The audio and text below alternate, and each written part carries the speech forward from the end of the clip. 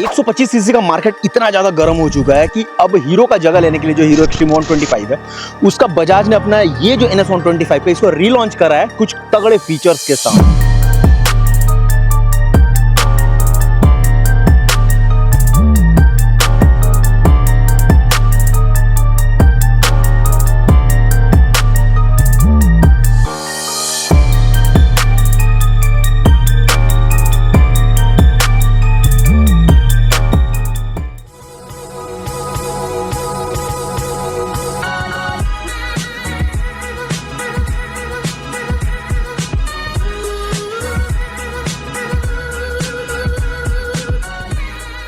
पहला जो सबसे बेस्ट फीचर इसमें ऐड करा गया वो तो डिस्क था ही, बट उसके साथ इन भाई साहब में अब आपको देखने को मिल जाता है ABS, जो कि इससे पहले नहीं आता था। बट ये डुअल चैनल ABS तो नहीं है, बट उसके साथ भी एक बड़ा अच्छा चीज करा गया डुअल चैनल नहीं देने के बावजूद भी, कि इसके पीछे में आप देख सकते हो ये ABS वाले रिंग देखने को मिलता है। यानी कि इस गाड़ी को बनाया गया है IBS यानी इंटीग्रेटेड ब्रेकिंग सिस्टम। तो ये आप कह सकते हो कि पीछे वाले ब्रेक से भी आपका जो ABS है ना उसका आप मजा ले सकते हो। भले ही एक ABS है बट आपको 2 ABS का मजा मिल रहा है सिर्फ 1,22,000 के अंदर। और जो दूसरा जो सबसे बड़ा मेजर जो अपडेट मेरे को लगा, मुझे पर्सनली बहुत ज्यादा पसंद है, वो कि इन भाई साहब के अंदर अभी देखने को मिलता है पीछे में 120 mm के टायर, जो कि सेम वही टायर है जो लेजेंडरी पल्सर 220 में बजाज देती है। और जो थर्ड जो मेजर अपडेट इसमें करा गया है कि इसका ओल्ड वाला जो बल्ब वाला जो लाइट था उसको हटा के इसको ऑल LED कर दिया गया है। और सिर्फ यही नहीं, जो सबसे मेन वाला इसमें ऐड करा गया कि इस भाई साहब को जो कंसोल देख रहे हो एकदम ब्रांड न्यू है। इसे जो 160 और 200 वाला कंसोल इसमें दिया गया। और जो सबसे अच्छा बात है कि भैया ये ब्लूटूथ कनेक्टिविटी के साथ ये गाड़ी आ रही है। यानी कि बजाज ने प्रॉपर तरीके से ये चैलेंज एक्सेप्ट कर लिया कि 125 सीसी में उनको रूल करना है, हीरो को वो रूल नहीं करने देने वाले। इसमें काफी सारा चीज चेंज करा गया ये 5 चीजों के अलावा भी। तो सबसे पहले हम लोग बात करते हैं इसका लुक के ऊपर। अगर इंजन का बात करूं तो ये सेम वो जो प्रीवियस वाला जो इंजन था ना वही इंजन है, बट अलग से कुछ एक्स्ट्रा एड ऑन्स करा गया है। तो सबसे पहला जो मेजर आपको जो दिखेगा, जो मैंने आपको दिखाया कि इसमें हेडलाइट इसमें चेंज कर दिया गया है, इसका स्क्रीन एकदम चेंज करा है। बट अगर इसको साइड करे, अगर आप इधर आके देखोगे तो इसमें कुछ भी आपको अलग देखने को नहीं मिलेगा। एज इट इज वही है जो इसका पुराना वाला वेरियंट में जो आता था ना, सेम वही है। एक्स्ट्रा जो फीचर्स के साथ में आप यहाँ पे देखोगे तो आपको एक अलग सा मड गार्ड देखने को मिलता है। फिर यहाँ पे एक टायर हगर देखने को मिलता है, क्योंकि इन भाई साहब के अंदर कोई भी आपको टेल यहाँ पे नहीं मिलता है। एक मडगार्ड प्रॉपर बाहर वाला नहीं मिलता, यहाँ पे टेल टाइडी मिलता है इसके लुक्स के लिए। इसीलिए एक बड़ा सा टायर हगर देखने को मिलता है, क्योंकि एज इट इज वही है। यहाँ पे आपको फ्लोटिंग वाले आपको फुट पेग्स देखने को मिलते हैं, तो ये मुझे बड़ा अच्छा लगा। फ्लोटिंग का मतलब ये होता है कि ये फुट पेग है लिटरली पूरा फ्लोट कर रहा है। यहाँ पे देखो, यहाँ पे कहीं भी हाथ लगाने का नहीं है, क्योंकि ये ऊपर से इसका बॉडी से ये पूरा हिस्सा ये बाहर निकल के आ रहा है और ये फुट पेग सीधा ये फ्लोट कर रहा है, जिसके कारण इसको कहते हैं फ्लोटिंग फुट पेग। और ये जो चीज देख रहे हो ना, ये सेम हमारे डोमिनार के अंदर भी ये फुट पेग आता है, यानी कि एक अच्छा क्वालिटी का फुट पेग इसमें यूज करा गया। ये सेम वाला हिस्सा है। सामने की तरफ आप आओगे तो बढ़िया से रबड़ कोटेड आपको देखने को मिलता है, काफी सॉफ्ट सा है। और साइड में इंजन में एक बहुत अच्छा चीज इसमें दिया गया कि इसमें किक दिया गया है, जो कि आजकल की गाड़ियों में पता नहीं क्यों नहीं होता है, बट इसमें किक दिया गया है। तो ये बहुत अच्छा चीज लगा मुझे। यहाँ पे कोई भी आपको ऑयल कूल्ड या लिक्विड कूल्ड नहीं मिलता, क्योंकि इस गाड़ी ने इतना हीट जनरेट तो करना है नहीं, तो यहाँ पे ऑयल जो कूलिंग का जरूरत नहीं है। बट हाँ, रेडिएटर यहाँ पे दिया गया कूल लगने के लिए। बेसिकली रेडिएटर तो नहीं है, ये जो रेडिएटर का जो कवर है ना, ताकि ये कूल लगे, जिसके कारण ये लगाया है। बट इसमें कुछ है नहीं, कुछ भी आपको इसको कूल करने की कोई जरूरत है नहीं यहाँ पे। वहीं पे अगर मिरर्स का बात करूँ तो मिरर्स भी एकदम डीटो एकदम सेम वही देखने को मिलता है, जो कि आता है हमारे डोमिनार के अंदर और NS के अंदर हमेशा से आता सेम वही है। आपको इस सेम आपको स्प्लिट बार देखने को मिलता है और भी कुछ नहीं। वैसे आपको डुअल सीट देखने को मिलता है, जो पहले जैसे आता था, ये सामने का और ये पीछे का 2 हिस्से में बटा हुआ। ग्रैब बार भी डीटो आपको वही देखने को मिलता है। नीचे आप आओगे, इसका जो टेल लाइट है ये एज इट इज वही है जो पहले आता था, पूरा LED वाला सेम वही है। अब जो इस NS 125 का जो सबसे इंपॉर्टेंट चीज़ है जिसके कारण ये 125 है, वो कि इंजन। तो जो लास्ट जो ये गाड़ी जब फर्स्ट टाइम जब लॉन्च हुई थी NS 125 पल्सर वाली, जब मेरे को याद है लगभग 2 साल पहले, तब भी जो इंजन आता था डीटो एज इट इज़ वही इंजन आ रहा है। इंजन में कोई चेंजेस नहीं करा गया। बट हाँ, मेरे को चला के कुछ रिफाइनमेंट मेरे को फील हुआ, मैं सच बता रहा हूँ, मुझे काफ़ी ज़्यादा अच्छा लगा। मुझे नहीं पता कि इसमें क्या चेंज करा गया, क्योंकि एज इट इज़ पेपर पे तो यही दिख रहा है। हो सकता है कंपनी ने कुछ इंटरनली कुछ चेंज करा हो, जिसके कारण 2 चीज़ मुझे बहुत अच्छा लगा। एक तो राइडिंग एबिलिटी बहुत अच्छा हो गया कि गाड़ी बहुत अच्छा ज़्यादा स्मूथ फील होती है, और दूसरा गियर शिफ्टिंग इसका काफ़ी ज़्यादा स्मूथ हो गया। पहले जितना थोड़ा अटकता था ना, अभी वो उतना नहीं अटकता था, काफ़ी ज़्यादा स्विफ्टली ये चेंज होता है। ऐसा मेरे को फील हुआ। लगभग आपका जो KTM है, KTM का जो नया वाला अभी जो मैंने 390 एडवेंचर चलाया, उसमें ये चीज़ मुझे देखने को मिला। सो बहुत अच्छा लगा मुझे। अभी भी मैं 2 नंबर पर मैं धीमे धीमे ही जा रहा हूँ। स्पीड ब्रेकर्स पर जनरली अटकता है गाड़ी, तो मैं स्पीड ब्रेकर पर देखता हूँ कि स्पीड ब्रेकर पर कैसा जाता है। ओके, तो थोड़ा सा अटका, बट उतना नहीं अटका। ये मुझे चीज़ बहुत अच्छा लगा। जो मैं बोल रहा था कि इंजन थोड़ा पहले से काफ़ी ज़्यादा रिफाइंड मुझे फील हुआ है, असल में इसी का मैं बात कर रहा था। 2 नंबर पे काफ़ी ज़्यादा सही जा रहा है। वहीं पर अगर दूसरे स्पीड से अगर मैं तीसरे पे शिफ्ट करता हूँ, सो ये तीसरे में भी देख सकते हो काफ़ी ज़्यादा मैं धीमा चला रहा हूँ इसे। तो ये इन सब जगहों पे ना आप देखो बहुत ईजिली जा रहा है, जो कि जनरली नहीं जाता। हाँ, मैं मानता हूँ कि ये छोटा इंजन है, 125 सीसी का, इसे मतलब बनाया गया है इन सब सिचुएशंस में चलाने के लिए कि आप धीमे ट्रैफिक में चलाओगे। बट उसके अलावा भी ना वो लैगिंग मुझे नहीं दिखा, क्योंकि जनरली जो एक लैगिंग जो होता है ना, जो अटकता है, वो नहीं। तो यहाँ पे जो इंजन आपको देखने को मिलता है 124.5 सीसी का, यानी 124.5 सीसी का, सेम वही 5 स्पीड ट्रांसमिशन के साथ। 6 स्पीड नहीं है, 125 सीसी है। इसमें आप 5 स्पीड के अलावा आप क्या ही आप उम्मीद करते हो। और ये 125 सीसी का इंजन बेसिकली 124 सीसी का इंजन जनरेट करता है आपका 12 ब्रेक हॉर्स पावर। अगर प्रिसाइजली बताऊं तो 11.8 ब्रेक हॉर्स पावर, वो भी 11 Nm के पीक टॉर्क के साथ। 11 Nm का पीक टॉर्क इसमें देखने को मिलता है। अब ये 11 Nm का टॉर्क कैसा है इन रियलिटी, क्योंकि कंपनी के ऑफिशियल वेबसाइट पे था कि ये 125 सीसी में सबसे फास्टेस्ट है। हाँ जी, तो अभी अनफॉर्चुनेटली गाड़ी एकदम ब्रांड न्यू है, देख सकते हो सिर्फ 1 किलोमीटर चला हुआ है, तो इसका वायर लगा नहीं है, एकदम ब्रांड न्यू गाड़ी है। तो मैं आपको स्पीड तो नहीं बता सकता, बट हाँ आपको जो टॉर्क है आपको फील मैं करा सकता हूँ। तो चलो ट्राई करके देखते हैं कि कितना ये तेज़ है। 3, 2, 1।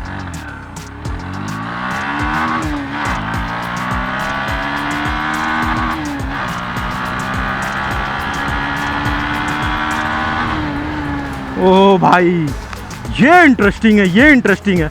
मैं चाहूँगा और थोड़ा इसका टेस्ट करूँ आपका एक्सट्रीम 125 के साथ और इसके साथ। मुझे चेक करना है। अब इस इंजन को चलाने के लिए जो आपका मेन चीज़ है वो कंफर्ट का, तो यानी ऑब्वियस सा बात है, चलाने के लिए आपको कंफर्ट तो होना चाहिए। तो कंफर्ट में मैंने 2-3 चीज़ को रखा है। तो पहला चीज़ है जो कि एकदम चेंज नहीं हुआ, पहले जैसा आता था वही है, कि इसका जो हैंडल और सिटिंग पोस्चर। तो आप जो इसका जो सिटिंग पोस्चर है, पहला चीज़ देखोगे थोड़ा सा अग्रेसिव सा है। तो यानी कि लॉन्ग राइड के लिए उतना आइडियल नहीं बनता। वैसे करने वाले तो R15 से भी कर रहे हैं, तो ये लॉन्ग राइड के लिए उतना आइडियल नहीं बनता है। बट हाँ, एक चीज़ है कि ये थोड़ा सा अग्रेसिव सा इसमें पोस्चर आपको देखने को मिल जाता है इस गाड़ी के अंदर में। और जो दूसरा जो सबसे इंपॉर्टेंट चीज़ है वो है आपका सीटिंग पोस्चर।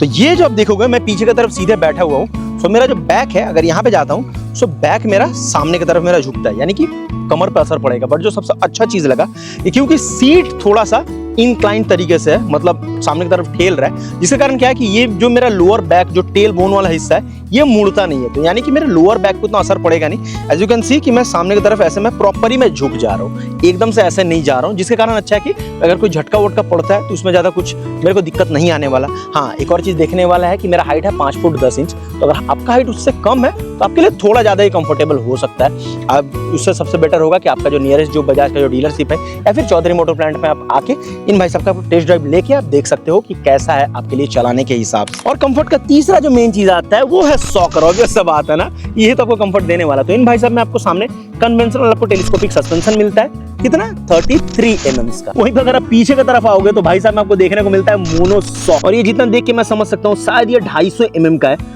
यानी कि काफी अच्छा सा दिया गया। वो भी ये नाइट्रॉक्स वाला है, यानी कि इसका एक लॉन्जिविटी काफी अच्छा होता है नाइट्रॉक्स का। उसके साथ साथ ये काफी ज्यादा सॉफ्ट भी होता है। तो अपने हिसाब से आप देख सकते हैं, यहाँ पे एडजस्ट कर सकते हो। ये 7 लेवल एडजस्टेबल है, तो आप अपने वेट के हिसाब से, अपने टेरेन के हिसाब से आप इसे एडजस्ट भी कर सकते हो। अब इस इंजन को चलाने के लिए जो सबसे इंपॉर्टेंट चीज आता है वो पहिया का। तो पहिया में इसमें बहुत मेजर को डिफरेंस देखने को मिलेगा। बट एक चीज है जो एकदम पुराना ही है, जो कि आपको 17 इंचेस का इसमें एलॉय देखने को मिलता है पीछे में। और आप आगे की तरफ आओगे तो यहाँ पे आपको 17 इंचेस का देखने को मिलता है। बट जो मेजर जो चेंज करा गया है वो पीछे वाले हिस्से में करा गया है। यहाँ पे देखोगे इन भाई साहब अभी आपको देखने को मिलता है ये 120 mm का टायर देखने को मिलता है। सो ये क्लियरली जो मेजर जो चेंज करा गया ये साफ पता चल रहा है कि आपका जो एक्सट्रीम का जो 125 है उसको टक्कर देने के लिए। बट उसी के कारण इस गाड़ी में एक बड़ा मेजर इशू, इसके कारण मुझे क्लियरली ये चीज दिख रहा है, ऑन पेपर भी मुझे दिख रहा है और क्या होने वाला है वो भी मुझे दिख रहा है। एक तो टायर वाइड होने के कारण जो सबसे बड़ा जो चीज इसमें होने वाला है, जो प्रॉब्लम होने वाला है वो कि गाड़ी बहुत ज्यादा आपका सरफेस एरिया लेने वाली है। क्योंकि गाड़ी का वेट सेम वैसा 144 किलो का जो पहले जो 2 साल पहले आता था NS 125 आज भी वही है, उसमें कोई भी चेंजेस नहीं करा गया। अब देखो जो गाड़ी का जो टायर का जो चौड़ाई होता है ना, ऐसे वो शौक के लिए नहीं होता या स्टाइल के लिए नहीं होता है, वो गाड़ी का वेट के हिसाब से रखा जाता है कि इंजन कितना पावर प्रोड्यूस कर रहा है, गाड़ी के ऊपर लोड कितना है और जिसके ऊपर पिलियंस आने वाले वो कितने वेट के आने वाले, तो उस हिसाब से गाड़ी का चौड़ाई डिसाइड करा जाता है। तो इसके अंदर हम लोग 130 140 वैसे नहीं डाल सकते। जैसे मेरे डोमिनार में 150 है तो वो सोच समझ कर डाला गया है, तो मैं उसके अंदर 160 170 नहीं डाल सकता हूँ। तो इसमें बजाज ने बहुत बड़ा गलती करा है, जो कि इस गलती का पहले ही मैं एग्जांपल देख पा रहा हूँ। ऑन पेपर ये अभी शो कर रही है गाड़ी की, इसका माइलेज मिलता है 51 52 का, नए वाले का, एबीएस का बात कर रहा हूँ। बट ओल्ड वाला जो एबीएस से पहले वाला है ये 65 का माइलेज देता है। मेरे भी बहुत जान पहचान के लोगों के पास है, तो वहां से समझ रहे 15 किलोमीटर का माइलेज अगर घटा है, यानी कि टायर का बहुत बड़ा रोल है। तो ये एक बहुत बड़ा प्रॉब्लम होने वाला है आने वाले 1-1.5 साल में कि गाड़ी पे वो कितना इफेक्ट डालेगा। कि देखो ऑब्वियस सा बात है ना कि अगर टायर ज़्यादा वाइड है तो इंजन को और ज़्यादा पावर प्रोड्यूस करना पड़ेगा ताकि इसको खींच पाए। अब वो इंजन पे कितना इफेक्ट पड़ेगा, और अगर इंजन पे इफेक्ट पड़ेगा तो क्या इंजन का लाइफ ज़्यादा रहेगा या नहीं रहेगा, अब ये आने वाले 1-1.5 साल में आपको पता चलने वाला है। अब बुराई से हट के अगर अच्छाई के ऊपर आया जाए तो इन भाई साहब के अंदर अभी आपको देखने को मिलता है यहाँ पे एबीएस देखने को मिलता है। और जो मुझे सबसे अच्छा बात लगा, ये तो सिंगल चैनल एबीएस तो है ही, अब ये सब बात है ना कि 1,20,30 हज़ार की गाड़ी में आप डुअल चैनल एबीएस दे नहीं सकते हो, या तो खर्चा बचाना बड़ा मुश्किल हो जाएगा। तो यहाँ पे सिंगल चैनल तो एबीएस देखने को मिलता है, बट आप पीछे की तरफ आओगे तो यहाँ पे भी जो एबीएस वाला रिम है वो आपको देखने को मिलता है। यानी कि इस गाड़ी में भी आप दे दिया गया आईबीएस, यानी कि इंटीग्रेटेड ब्रेकिंग सिस्टम। ये आपको पता ही होगा कि आप अगर आगे वाला भी दबाओगे तब भी पीछे वाला ब्रेक काम करता है। तो सामने वाला तो एबीएस तो करेगा ही, बट ये क्योंकि आईबीएस भी एबीएस जैसा काम करता है तो आप कह सकते हो कि इसके पीछे में भी एबीएस दिया गया, नॉट लिटरली बट हाँ एबीएस है, मतलब नॉट ऑन पेपर, बाहर। तू समझा? हाँ। नहीं तू समझा नहीं। अब गाड़ी का सबसे इंपॉर्टेंट चीज के ऊपर आता है जिसे आप दिन भर देखने वाले हो, वो है भाई साहब का स्क्रीन। तो स्क्रीन ये क्योंकि ये ओल्ड वाला, ये 160 वाला इसमें डाला गया है, तो अब फिर भी मेरा तो कर्तव्य बनता है इसे बताना। सो ये जो सबसे अच्छा चीज लगा कि ये पूरा ब्लैक डिस्प्ले है, उसके ऊपर व्हाइट वाला, यानी कि कितना भी धूप हो आप इसे आराम से यहाँ पे देख सकते हो। ये इन्वर्टेड जैसा ही काम करता है। और यहाँ पे देखोगे यहाँ पे हर चीज आपको सामने में देखने को मिल जाता है। जैसे कि यहाँ पे आपको डिजिटल में आपको टेकोमीटर देखने को मिलता है, ये स्पीडोमीटर मिलता है, यहाँ पे एक छोटा सा प्यारा सा घड़ी मिल जाता है, ये साइड स्टैंड का आइकन यहाँ पे मिलता है, और यहाँ पे 2 ट्रिप मिलता है। आप यहीं से इसे टॉगल कर सकते हो, ट्रिप ए ट्रिप बी, और यहाँ पे सारे जो सेटिंग्स आप वो कर सकते हो। फिर यहाँ पे आओगे तो आपको इन्फो देखने को मिल जाता है, जैसे कि डिस्टेंस टू एम्प्टी, यानी कि जितना आपके अंदर तेल है इस गाड़ी के अंदर तो आप कितना दूर पे जाके और किलोमीटर के जाके आपका खत्म होने वाला है। और ये एवरेज इकोनॉमी भी ये दिखा देता है। तो ये बहुत ही अच्छा चीज है कि आपको खुद से कैलकुलेट करना नहीं है। तो ये सारे फीचर के साथ ये यहाँ पे मिलता है। और जो मेन जो चीज है कि इन भाई सब के अंदर आपको देखने को मिलता है भैया ब्लूटूथ कनेक्टिविटी। और ये ब्लूटूथ कनेक्ट करने के बाद ये जो बटन देख रहे हो ना, इस बटन को आप दबाओगे जब भी आपका कॉल आएगा तो आप गाड़ी चलाते हुए इस बटन को सिर्फ आपको प्रेस करना है और आपका कॉल रिसीव हो जाएगा। हाँ, बशर्ते आपने ब्लूटूथ अपना लगाया हुआ है, फोन के साथ कनेक्टेड है तो। और उसी कंसोल में यहाँ पे आप देख सकते हो अलग से एक यूएसबी चार्जर इनबिल्ट देखने को मिलता है, यानी कि आप ऑन द गो आप इसे चार्ज भी कर सकते हो। और अगर कंसोल का बात करो तो ये ओल्ड वाला ही कंसोल मिलता है, ऑब्वियस बात है, NS 125 वाला नहीं है जो आपका 160 में देखने को मिलता है। यहाँ पे आपको ज्यादा कुछ नहीं है, सिर्फ 2 चीज है, एक आपको किल स्विच देखने को मिलता है और ये आपका इंजन वाला बटन देखने को मिलता है, स्टार्ट करने वाला इग्निशन बटन। और यहाँ पे आओगे तो सेम आपको कंसोल देखने को मिलता है, ये आपको मोबाइल वाला ये स्विच मिलता है जिससे आप कॉल रिसीव करते हो। यहाँ से आपको मिल जाता है ये इंडिकेटर्स का, काफी अच्छा सा प्रीमियम वाला प्लास्टिक इसमें यूज करा गया। और ये मिलता है हॉर्न का, थोड़ा फटा सा साउंड है बट हाँ काफी ज्यादा लाउड है।